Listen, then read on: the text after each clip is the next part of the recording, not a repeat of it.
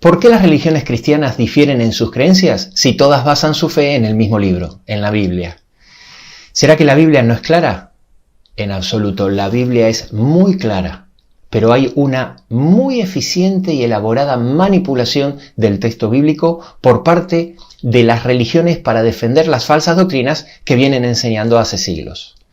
No siempre esa manipulación es consciente, a veces es inconsciente, pero el motivo o los motivos, mejor dicho, por los cuales una religión cristiana enseña doctrinas contrarias a lo que la Biblia enseña, es un tema muy interesante, que lo vamos a ver en otro video. Esto sería el por qué, pero en este video vamos a ver el cómo. Vamos a analizar cómo, de qué forma se realiza una tergiversación del texto bíblico, la cual es sutil y muy difícil de detectar. Precisamente por eso, cada religión tiene engañados a tantos creyentes, cristianos y sinceros.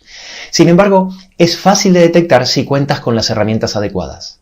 En este video te voy a presentar un método fácil de interpretación y exégesis que te dará las herramientas necesarias para notar inmediatamente cuando alguien está manipulando o forzando el texto bíblico para hacerle decir a la Biblia lo que no dice. Comencemos.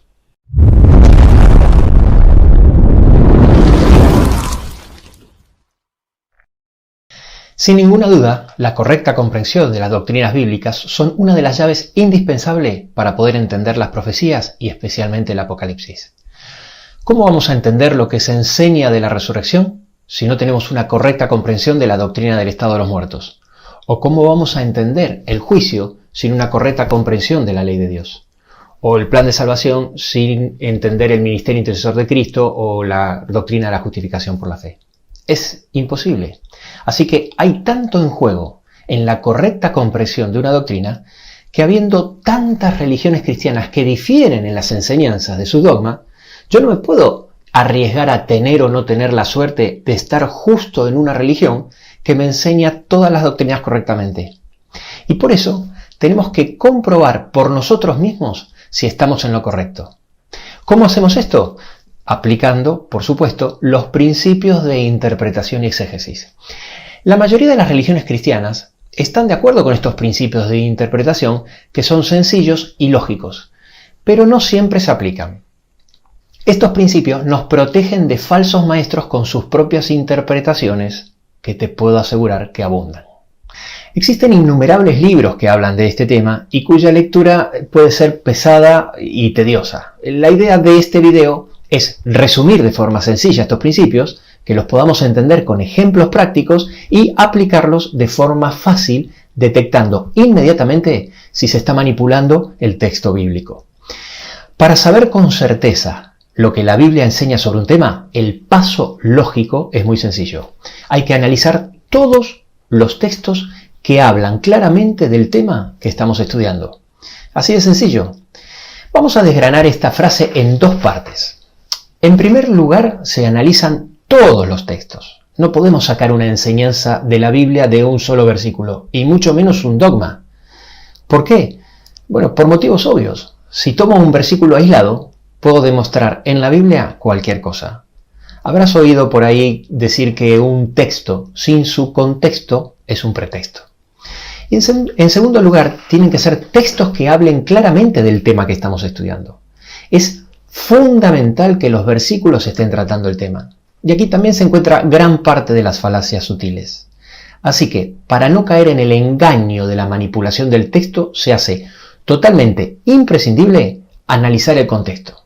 Y eso quiere decir nada más ni nada menos que ver todo lo que la Biblia habla al respecto, y no solo el versículo o los versículos que el predicador o el maestro de turno escoge para justificar su doctrina. Ese contexto lo vamos a dividir en tres. En primer lugar está el contexto inmediato, que es la idea central de la que viene hablando el autor. Después está el contexto mediato del autor, es decir, todo lo que escribió el autor sobre ese tema en el resto del libro y en otros libros si escribió más de uno. Y por último está el contexto general de la Biblia, lo que dijeron el resto de los autores en todos los libros de la Biblia. Si hacemos esto, si buscamos todos los textos que hablan del tema y los buscamos sin una idea preconcebida, vamos a encontrar una gran cantidad de versículos con lo que se llama la idea predominante en toda la Biblia, es decir, la doctrina verdadera. Tengan en cuenta que en teología, al igual que en cualquier ciencia del saber, siempre se debe ir de lo fácil a lo difícil. Y lo lógico para abordar un tema sería ir del texto sencillo y claro que explica el tema sin ninguna duda, para luego comprender los más complejos y de profundidad teológica. Si por el contrario abordamos los versículos de interpretación ambigua sin considerar los que tienen una interpretación obvia, es que hay una evidente intención de manipular el texto. Entonces, ¿cuáles son las evidencias inequívocas que se está manipulando el texto? Bueno, en primer lugar, no se muestran, ni se consideran y ni siquiera se mencionan la gran cantidad de versículos que hablan sobre el tema y enseñan la idea predominante. Y si se los menciona porque no tienen más remedio, se los presenta como excepciones aisladas. Y luego se intenta rebatirlos con interpretaciones arbitrarias, es decir, contrarias a toda lógica. En segundo lugar, por el contrario, solo se usan textos forzados que justifican una idea preconcebida. Como se presentan sin considerar los textos de la idea predominante, son sí o sí textos fuera de contexto. Por eso son forzados. Ahora bien, ¿sabes cuál es la diferencia entre educación y lavado de cerebro? La palabra más formal para el lavado de cerebro es adoctrinamiento. Normalmente decimos que a alguien le han lavado el cerebro cuando cree algo diferente a lo que nosotros creemos. No, te puedo asegurar que esa no es la definición. Un lavado de cerebro o adoctrinamiento es cuando alguien te transmite un dogma o doctrina, que es una creencia indiscutible, imponiéndote su aceptación. Esa imposición puede ser por la fuerza, puede ser por amenazas o con engaños sutiles, quitándote la libertad de ponerla en tela de juicio. Cuanto más fuerte es esa imposición, mayor es el lavado de cerebro. Precisamente por eso nosotros no solo vamos a quedarnos con los textos encontrados, es decir, con la idea predominante, sino que vamos a analizar también los textos que normalmente se utilizan para demostrar una idea diferente. Estos textos forzados los vamos a dividir en 5 grupos o tipos diferentes. Ahora, para que alguien utilice cualquiera de estos 5 tipos de textos para demostrar o justificar una falsa doctrina, se necesita siempre suposiciones arbitrarias. Es decir, basadas en el capricho en vez de estar basadas en la razón. Porque no toman en cuenta el contexto. Y aquí está el secreto para que no seas engañado. Tienes que ser capaz de detectar la suposición arbitraria. Un versículo forzado puede estar dentro de uno o más grupos a la vez y si aprendemos a identificarlos, nos será mucho más fácil poder detectar esta suposición arbitraria. Por este motivo, en todos los casos, los textos deben ser interpretados a la luz de la doctrina verdadera enseñada por el contexto y no al revés. Empecemos analizando el primer tipo de textos.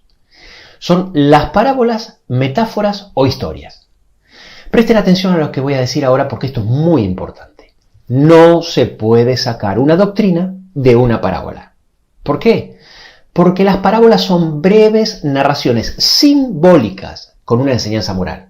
Por definición eso es un suceso fingido. Y no todas las partes de la parábola tienen una simbología con una enseñanza moral. Algunas están simplemente para completar la historia. Por consiguiente, primero hay que conocer la doctrina para saber cuál es la aplicación o enseñanza. Y exactamente lo mismo pasa con las metáforas, que es una figura retórica que recurre a un lenguaje figurado.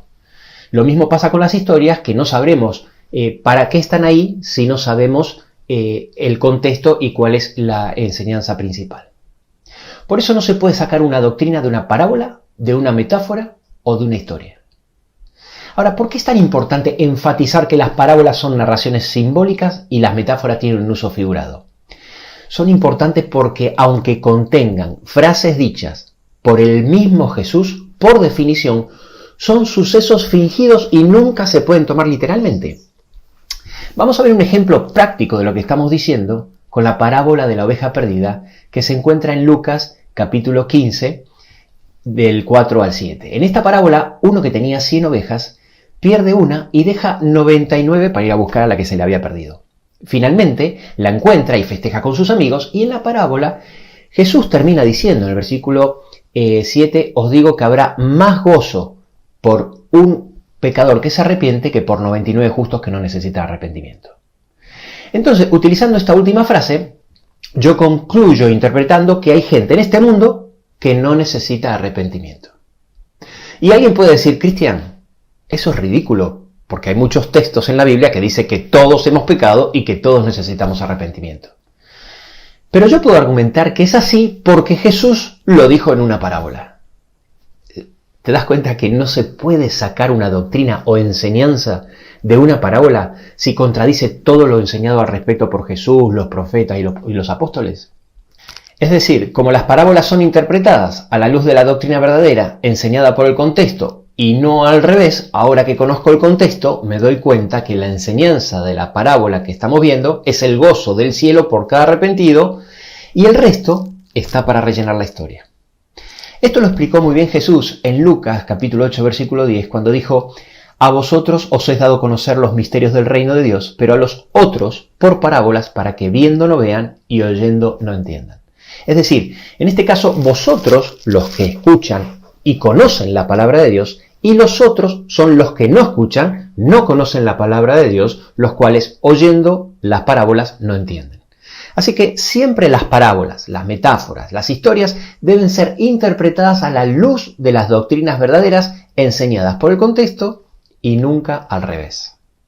Pasemos al segundo grupo de versículos forzados. Son los textos que hablan de otro tema, donde claramente se nota que el autor está hablando de otra cosa y no trata directamente el tema que nosotros estamos estudiando. Es lo que veníamos hablando anteriormente y una de las formas más sutiles de confundirnos sin que nos demos cuenta.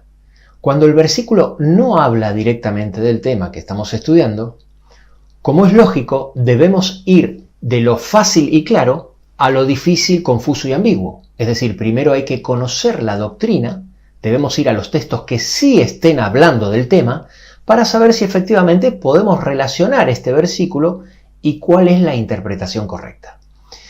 Para que lo entiendan mejor, les voy a poner un ejemplo no bíblico, es decir, un ejemplo de la vida cotidiana actual para ser más breve. Los ejemplos bíblicos nos llevaría un poquito más de tiempo y ya los vamos a ver en detalle cuando analicemos cada una de las doctrinas. Vamos a imaginar que una maestra le da un comunicado a sus alumnos y les dice: chicos, no debemos esperar a que toque el timbre del final del recreo que nos indica que debemos entrar al aula para ir al baño. Debemos ir al baño mientras dure el recreo antes de que toque el timbre. Así, una vez termine el recreo, nos podemos apresurar a entrar al aula sin demora. Entonces el niño dice: la maestra quiere que entremos al aula corriendo. Es verdad que la maestra dijo que se apresuren a entrar al aula sin demora, pero el comunicado no habla de eso. El comunicado no trata de la forma como tienen que entrar al aula y mucho menos dice que tienen que entrar corriendo. Esa fue una deducción del alumno. Y esto es lo que se hace continuamente con el texto bíblico, pero con un agravante. El agravante es que tanto el manual de la escuela como un par de carteles que hay en los pasillos está indicado que está prohibido correr en los pasillos. Conociendo el contexto, el manual y los carteles en este caso, nos daremos cuenta, en primer lugar, que no debemos entrar corriendo. En segundo lugar, que la nota habla de ir al baño durante el recreo y no después, y que tan pronto toque el timbre vayamos al aula. Y en tercer lugar, que la interpretación del alumno fue una suposición arbitraria, por no tomar en cuenta el contexto. Presta mucha atención a lo que te voy a decir. Este ejemplo es muy obvio y fácil de entender, pero cuando el ejemplo derrumba una doctrina que fue la base de tu fe durante toda tu vida, muchos no lo ven, no lo entienden, no lo pueden asimilar. Tienen un paradigma grabado a fuego que es muy difícil de borrar. Por eso también se habla tan severamente en la Biblia de los falsos maestros que enseñan falsas doctrinas. El tercer grupo de textos forzados son los textos de interpretación ambigua. Son versículos que pueden tener dos interpretaciones y obviamente primero debemos conocer la doctrina enseñada por los textos que no tengan una interpretación ambigua para que sepamos qué interpretación tenemos que aplicar. Los textos de interpretación ambigua pueden tener dos interpretaciones posibles y para respaldar la falsa doctrina, a veces se aplica la interpretación menos probable en el mejor de los casos, pero muchas veces se aplica la interpretación totalmente improbable, al no tomar en cuenta todo el arsenal de textos de la Biblia que enseña lo contrario. Vamos a poner un ejemplo de un texto que se utiliza muchísimo para justificar que las personas deben ser bautizadas de bebés. Es el texto que está en Hechos, capítulo 16, versículos 33, que dice: y él, tomándolos en aquella misma hora de la noche, les lavó las heridas y enseguida se bautizó él con todos los suyos. Entonces ellos, tomando la frase bautizó a todos los suyos, interpretan que bautizó a los niños pequeños y a los bebés, usando este texto como prueba de que debemos bautizar a los recién nacidos. No vamos a analizar ahora todo el contexto de esta doctrina, pero si simplemente mirásemos el versículo anterior, el versículo 32, que dice: y le hablaron la palabra del Señor a él y a todos los que estaban en su casa, la suposición lógica, tomando el contexto, sería concluir que todos los suyos que se bautizaron son los descriptos del versículo anterior, que dice todos los que estaban en su casa, y que le hablaron la palabra del Señor. Luego, nunca pueden estar incluidos ahí los bebés. Pero además, aunque no tomes en cuenta el contexto, existen otras posibilidades muy probables. Por ejemplo, de que no hubiese niños pequeños en su familia y que todos eran mayores de 12 años. Con lo cual, no podemos tomar este versículo para justificar la doctrina del bautismo de los infantes, porque lo estamos haciendo basado en una suposición arbitraria. En el cuarto grupo de textos forzados tenemos los textos de traducción ambigua. Como ustedes bien saben, toda traducción es interpretativa. Los textos de traducción ambigua pueden tener dos traducciones posibles y para respaldar la falsa doctrina suelen hacer lo mismo que el caso anterior de interpretación ambigua. Es decir, a veces se aplica la traducción menos probable, eso en el mejor de los casos, y en muchas ocasiones se aplica la traducción totalmente improbable, por no tomarse en cuenta el contexto. Como siempre, primero hay que conocer la doctrina para saber qué traducción tenemos que aplicar. Pongamos un ejemplo bíblico sin detenernos demasiado en él. Para justificar la doctrina de la inmortalidad del alma, se cita hasta el cansancio el texto que está en Lucas 23:43, donde Jesús le dice al ladrón en la cruz: de cierto te digo, hoy estarás en el paraíso conmigo. Entonces, los que utilizan este texto interpretan que es evidente que al morir el alma va al cielo, por eso le pudo decir Jesús que ese mismo día el alma del ladrón estaría en el paraíso con él. Acá tenemos un caso típico de traducción ambigua porque las comas simplemente no existían en el griego del Nuevo Testamento, aparecieron varios siglos después. Entonces, dependiendo de dónde se ponga la coma, Jesús pudo haber dicho también: de cierto te digo, hoy estarás conmigo en el paraíso. Ahora bien, se sabe con certeza que esta es la traducción correcta por varias razones, pero te voy a mencionar solamente una, ya que con esta tenemos suficiente. Cuando Jesús resucita, lo primero que le dice a María en Juan 20:17 es: no me toques porque aún no he subido al Padre. Con lo cual, la suposición lógica, tomando en cuenta el contexto, es que Jesús nunca le pudo haber dicho al ladrón que ese mismo día estaría en el paraíso, ya que Jesús mismo dejó bien claro que el domingo aún no había ascendido. Con lo cual, la interpretación es una suposición arbitraria y, en mi opinión, esta es una de las manipulaciones bíblicas más descaradas, ya que de las dos traducciones posibles se toma la totalmente improbable. Por último, en el quinto grupo de textos forzados tenemos los textos que están fuera de contexto sociocultural. ¿Qué quería decir el autor en esa época, en ese lugar y en esa cultura? ¿O cuál era el problema de la época o del lugar que el autor estaba tratando, que puede ser diferente al tema que nosotros estemos estudiando? Y como siempre, debemos primero conocer la doctrina que la Biblia enseña para saber si el significado o el tema están fuera de contexto. Para finalizar, los pasos de las evidencias para manipular el texto bíblico, en tercer lugar se presentan estos textos forzados como argumentos irrefutables, ignorando, insisto, el contexto indispensable para poder interpretar el versículo correctamente. Aunque no es el tema de este video, quiero decirte que esta situación de enseñanzas con falsas doctrinas a través de la manipulación del texto bíblico está claramente advertida en la profecía bíblica con una simbología riquísima. Hay muchos textos en la Biblia que dicen que la sangre de Cristo representada por el jugo de la vid representa la palabra de Dios, es decir, la doctrina verdadera. como por ejemplo en Juan 6:53, donde dice: si no coméis la carne del Hijo del Hombre o bebéis su sangre, no tenéis vida en vosotros. Y luego en el versículo 63 aclara: las palabras que yo os he hablado son espíritu y son vida. La palabra de Dios adulterada, es decir, la falsa doctrina, es el vino de la fornicación, ya que es la verdad fermentada y adulterada. Los que transmiten esta falsa doctrina son llamados falsos maestros, contra los cuales hay advertencias tremendas por la Biblia, como por ejemplo la que está en 2 de Pedro 2:1, que dicen que tendrán destrucción repentina. Y los que saben que están equivocados y aún así lo siguen enseñando, es decir, continúan enseñando a conciencia, se transforman en lo que la profecía llama falso profeta, lo cual es gravísimo hasta el punto que en Apocalipsis 19:20 y 20:10 se les asigna el mismo castigo que el dragón y que la bestia. Cuando en Apocalipsis 12:9 dice que Satanás engaña al mundo entero, el tercio de la población cristiana de nuestro planeta no queda afuera de esta afirmación. Todo este sistema de engaño creado por las religiones cristianas, la profecía lo llama Babilonia, que significa confusión. Ahora bien, con respecto a los creyentes que están en el error porque desconocen, son el pueblo de Dios invitado a salir de Babilonia.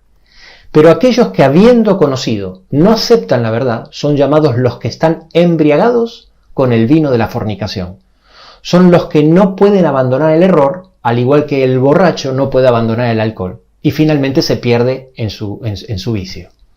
La simbología, sin ninguna duda, es otra llave para entender el Apocalipsis. En Apocalipsis 18, del 2 al 4, dice: ha caído Babilonia. Y luego hay una advertencia crucial para el pueblo de Dios.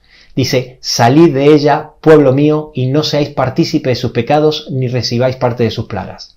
Al final, el destino de los que persisten en las falsas enseñanzas es el mismo que el de los falsos maestros por haber confiado más en el hombre que en Dios. Acompáñame a repasar las enseñanzas de la Biblia utilizando estas herramientas y te aseguro que te vas a sorprender y así poder salir de Babilonia, porque de esta decisión puede depender tu salvación y la de tu familia.